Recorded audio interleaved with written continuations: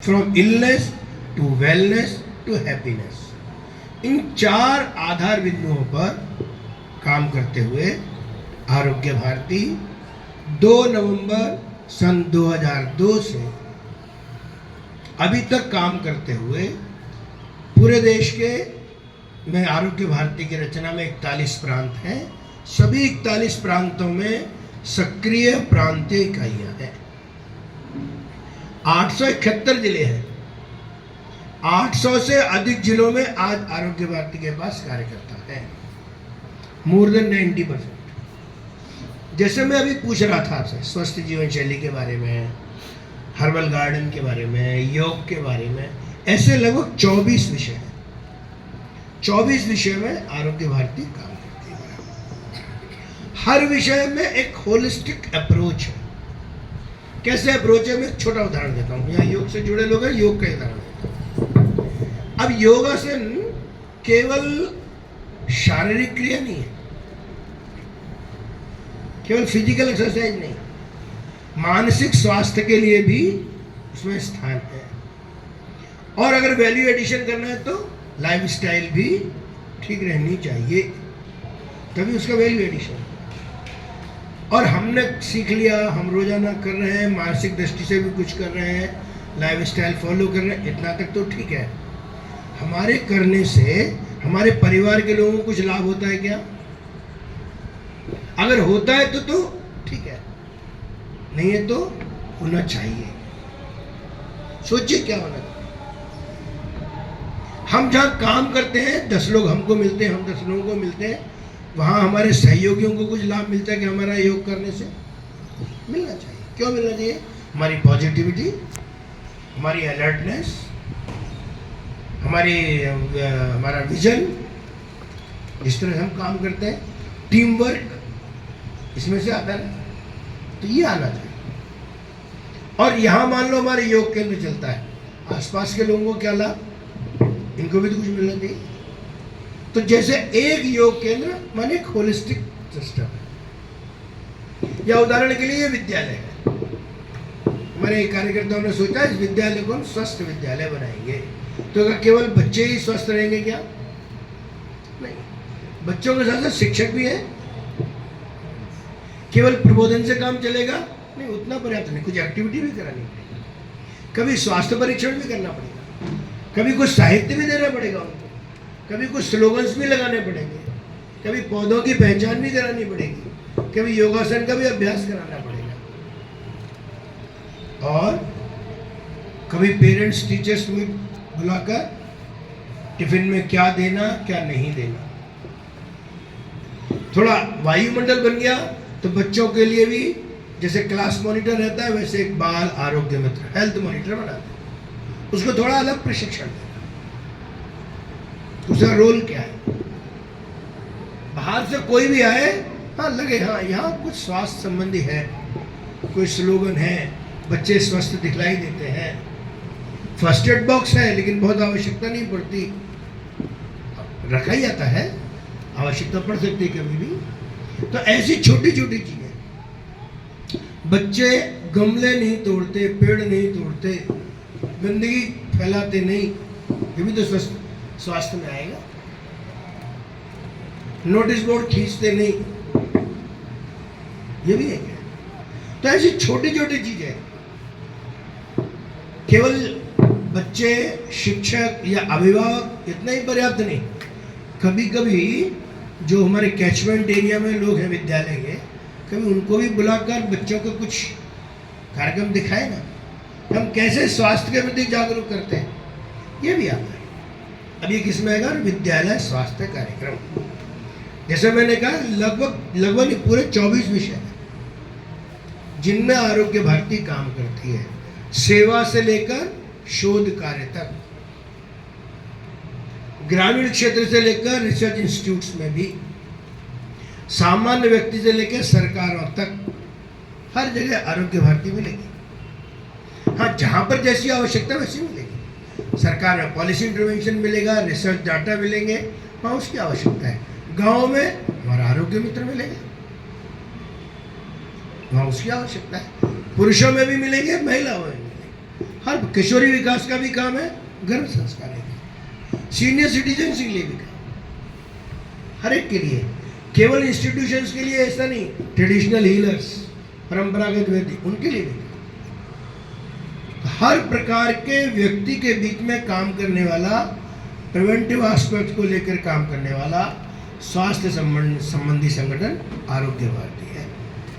जो संघ के तंत्र से जुड़े हैं या सिर्फ समिति से जुड़े, उनकी जानकारी के लिए और एक बार बता देता हूँ। केवल आरोग्य भारती ही स्वास्थ्य के संबंध में विचार नहीं करता, संघ की विचार प्रेरणा से अन्य संगठन भी हैं जो स्वास्थ्य के क्षेत्र में काम करते हैं। जानकारी के लिए NMO, national medical organisation, allopathic doctors के बीच में, डॉक्टर्स और विद्यार्थी। आयुर्वेद के क्षेत्र में और कई संगठन है। उत्तर भारत में विश्व आयुर्वेद परिषद मिलेगा, इधर गुजरात, महाराष्ट्र, कर्नाटक में आयुर्वेद व्यासपीठ मिलेगा। विज्ञान भारती ने नस्य नाम का एक तंत्र गठित किया है। अखिल भारतीय विद्यार्थी परिषद ने कर्नाटक और केरल की स्थिति को ध्यान में लेकर जिज्ञासा नाम का संगठन गठित किया है, सब आयुर्वेद के लिए। होम्योपैथी के बीच में भारत होम्योपैथिक समाजम है, वो बंगाल, उड़ीसा, पूर्वांचल, उधर ज़्यादा सक्रिय है। ये सभी स्वास्थ्य संबंधी संगठन दो काम करते हैं। सभी संगठन अपने संपर्क में आने वाले विद्यार्थी और चिकित्सक को सोशल ओरिएंटेशन करना, समाज सेवा का भाव विकसित करना, और दूसरा एकेडमिक एम्पावरमेंट करना। उनके क्षेत्र में होने वाले कोई भी शोध है उसके बारे में जानकारी आदान प्रदान करना, ये दो काम होते हैं। आरोग्य भारती इन सब को जोड़ती है, ऊपर से अम्ब्रेला ऑर्गेनाइजेशन है, लेकिन काम करेगी प्रिवेंटिव एस्पेक्ट, ट्रीटमेंट ओरिएंटेड काम नहीं करती।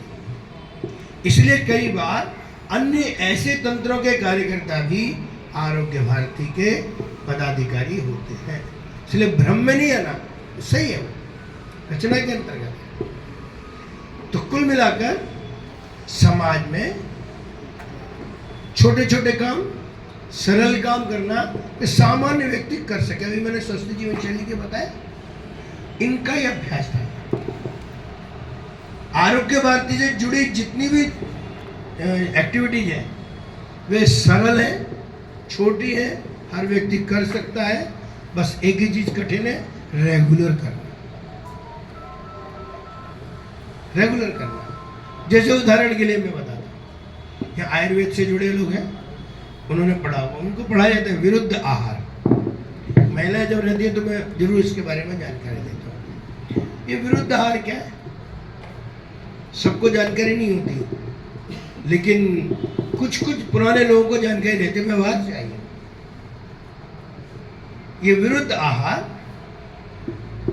तत्काल खाएंगे तो मन कोई नुकसान नहीं करेगा, लेकिन लगातार लंबे समय तक अगर सेवन करेंगे तो उसका दुष्प्रभाव दिखलाई पड़ेगा। जैसे मैं अभी बता रहा था, ऋतु अनुसार भोजन करना। अगर हम यहाँ पर रोजाना चावल, सांभर, रसम, मट्ठा लेंगे तो उतना उचित नहीं पड़ेगा। रोजाना पराठे खाएंगे और राजमा खाएंगे, नहीं चल सकता है। क्यों? यहाँ की जलवायु कैसी है, थोड़ी गर्म है, हल्की सी, बहुत ज़्यादा गर्म नहीं है। किनारे पर ह्यूमिड है, थोड़ा दूर जाएंगे तो महाराष्ट्र में उतनी ह्यूमिड नहीं है। तो यहाँ की जलवायु में चावल भी है, रोटी भी है, दोनों का मिश्रण है। तो हमारे जो भी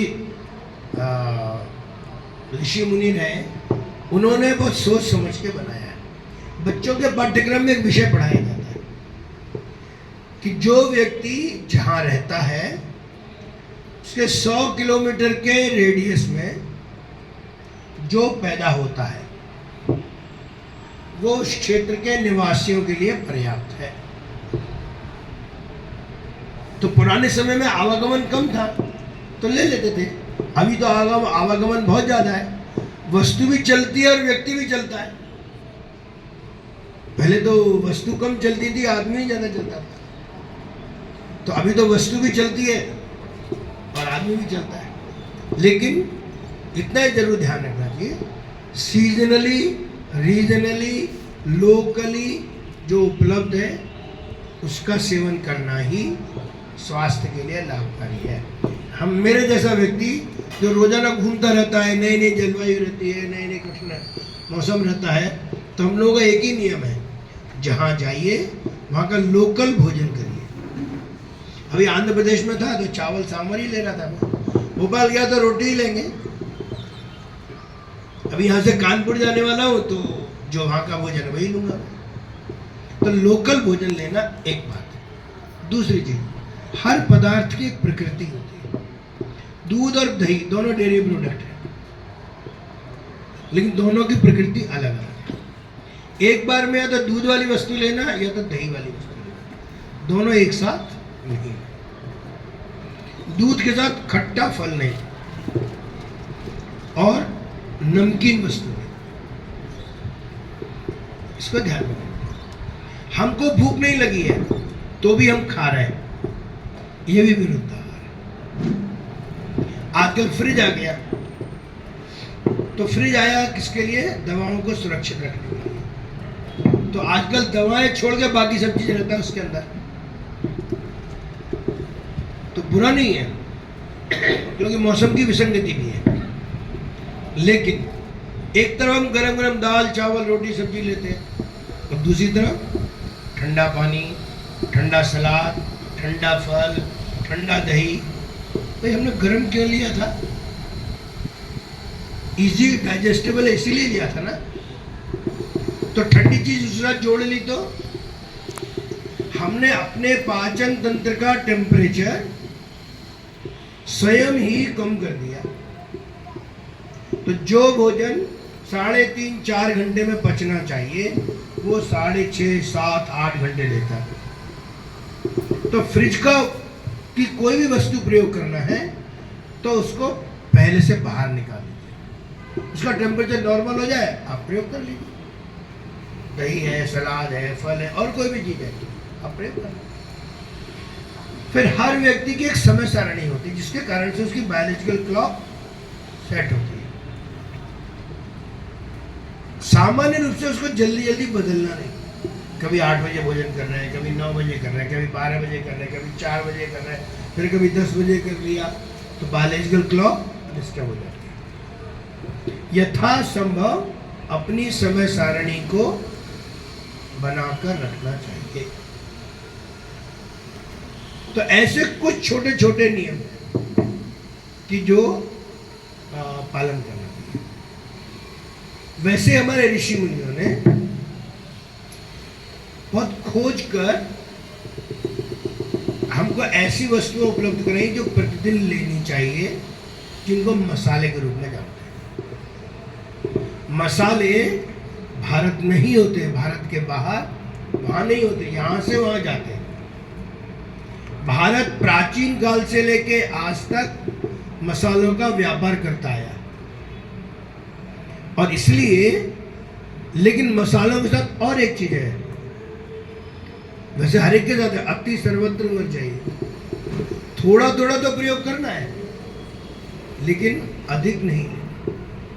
हाँ, कुछ चीजें कुछ स्थान पर अधिक बताई गई, जैसे जहाँ का पानी बहुत खारा होता है, पश्चिम उत्तर प्रदेश, राजस्थान, मालवा क्षेत्र, ग्राउंड वाटर खारी है, तो वहाँ अधिक मसाला बताया गया। लेकिन उसका दुष्प्रभाव ना हो तो अधिक मीठा भी बताया।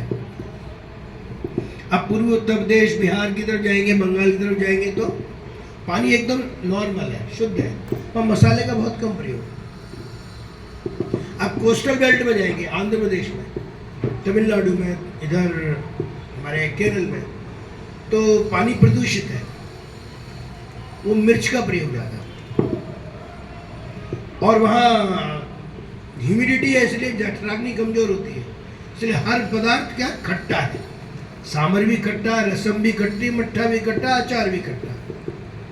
उसका प्रयोग करते तभी वो पाचन उनका ठीक होता है। तो इसको ध्यान में लेना चाहिए कि मसालों का प्रयोग करना है तो थोड़ा जरूर, बहुत जरूर करना, लेकिन आवश्यकता से अधिक नहीं करना। वैसे ही ऑयल, तेल के बारे में हमारे देश में, जैसे मैंने कहा रीजनली सीजनली, वैसे ऑयल के बारे में भी उत्तर भारत में सरसों का तेल होता है, लोकली होता है। कच्ची घानी का झांझ वाला सरसों का तेल वही लाभकारी है, तो सल्फर के कारण उसकी झांझ है। इधर मूंगफली का तेल होता है, तेलंगाना और नीचे जाएंगे तो नारियल का तेल है। अब इसमें रिफाइंड भी नहीं आता, सफोला भी नहीं आता, ओलिव भी नहीं आता, बाकी भी नहीं आते, पाम ऑयल भी नहीं आता। अब जो प्रयोग करते तो समझ लीजिए कितना लाभकारी है। ऐसे कुछ चीजें हैं। वैसे ही कभी कभी प्रयोग करना, वो औषधीय पौधे, तुलसी, एलोवेरा, चैत्र मास में नीम प्रयोग करते हैं। अभी ये होली आने वाली है, पलाश के फूल का उपयोग होता है। शरद ऋतु में आंवले का प्रयोग होता है, वहाँ पता है उस समय। तो ऐसे कुछ चीजें जो कभी कभी प्रयोग, उनको उसी समय प्रयोग करना चाहिए। और कुछ दूसरी चीजें हैं कि जिनको अवश्य प्रयोग करना है। मूली खा रहे हैं तो उसका पत्ता खाइए, उसका एंटीडोट है। क्योंकि मूली की एक नेचर है, वो इंटेस्टाइन को एक्टिवेट करती है। तो इंटेस्टाइन को एक्टिवेट करती है तो अपान वायु निर्माण होती है। तो जब हम मूली खा लेते हैं तो चार लोग बीच में बैठना नहीं चाहते, क्योंकि वायुमंडल खराब होता है। तो गलती मूली की नहीं है, गलती हमारी है कि प्रकृति ने उसके साथ पत्ता दिया था, वो हमने छोड़ दिया। उसको भी सेवन करिए। आप सलाद बनाओ, सूखी सब्जी बना लो, आप रोटी पराठे में मिक्स कर लो, कैसे तो भी सेवन करो। अब हम तरबूज खाते हैं, वाटरमेलन, क्या नाम पता है यहाँ पर? अब उसके लिए काला नमक बताया। खरबूज को यहाँ क्या बोलेंगे? मुझे तो खाने को मिला था यहाँ, खरबूज ही बोलते ना। शरबत उसके लिए, आम उसके लिए दूध, केला, इलायची, अमरूद क्या बोलते, पेरू, उसके लिए सौंफ। तो ऐसी चीजें जो उसकी पाचक है। जामुन, नमक, उसके लिए नमक है। तो ऐसी चीजें अगर हमको ध्यान में रहे, कौन सी चीज किसके साथ अवश्य लेना, कौन सी चीज कभी कभी लेना, विरुद्ध आहार की जानकारी रखना, कौन सी चीज नियमित रूप से लेना, ये आहार विहार का कंसेप्ट जितना अच्छा आयुर्वेद शास्त्र में है, उतना शायद जल्दी अभिरुचि नहीं मिलेगा। कहने का तात्पर्य कि अच्छा, दूसरी एक जानकारी देता हूँ, प्रश्नोत्तर बाद में।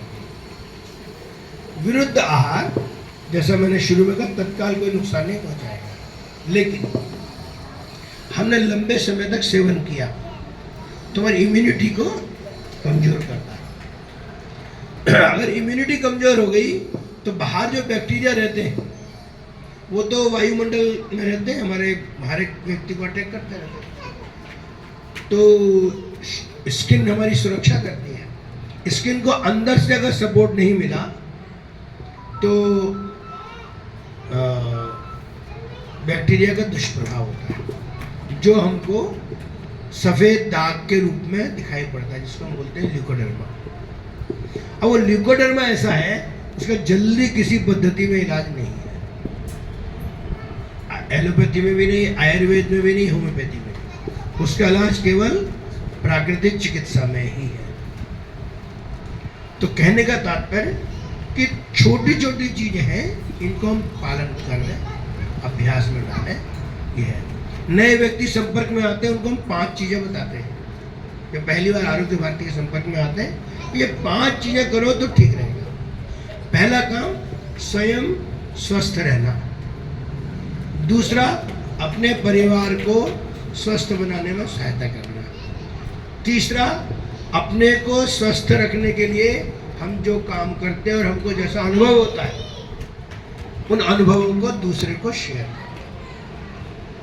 चौथा, हम बहुत सारे लोगों से मिलते रहते शहर में, और बहुत सारे लोग हमसे मिलते रहते, उनकी पहचान करके अपने साथ जोड़ो। और 5वीं चीज, जब कभी ऐसी बैठक कार्यक्रम की सूचना मिलती है तो उपस्थित हो। तो ये 5 चीजें हैं। हर व्यक्ति, छोटे बच्चे से लेकर सीनियर सिटीजन तक, आरोग्य भारती का कार्यकर्ता हो सकता है। मेडिको, नॉन मेडिको सब कार्यकर्ता। तो यह काम हम हर व्यक्ति कर सकता है। इसलिए ऐसा नहीं सोचना अरे हमारे पास फला का दायित्व तो हम कैसे काम करेंगे। नहीं, अपने को स्वस्थ रखने वाला काम तो हम करते हैं, दूसरे लोगों को मोटिवेट करेंगे, इतना ही काम तो एक करना चाहिए। तो आरोग्य भारती का काम छोटी छोटी एक्टिविटी से एक स्वास्थ्य जागरण करना, एक वायुमंडल तैयार करना कि लोग सहज रीति में स्वास्थ्य के साधारण नियमों का पालन करें, स्वयं भी स्वस्थ रहें, दूसरे को भी स्वस्थ बनाएं। मुझे लगता है इतना ही समय मुझे बोलना चाहिए। बस एक ही आग्रह करता हूँ, कुछ ना कुछ अवश्य करें और ऐसा करें